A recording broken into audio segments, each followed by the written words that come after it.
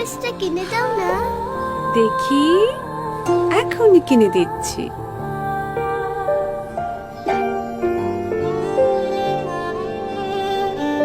এটা এটা? হ্যাঁ। এই ড্রেসটা পরলে তো তোমাকে একটা অ্যাঞ্জেলের মতো লাগবে। ওরে বাবা। মা, অ্যাঞ্জেল মানে কি? অ্যাঞ্জেল মানে জানো না? অ্যাঞ্জেল মানে তো পরি। মা, আমি কি পরি হইতে পারবো না?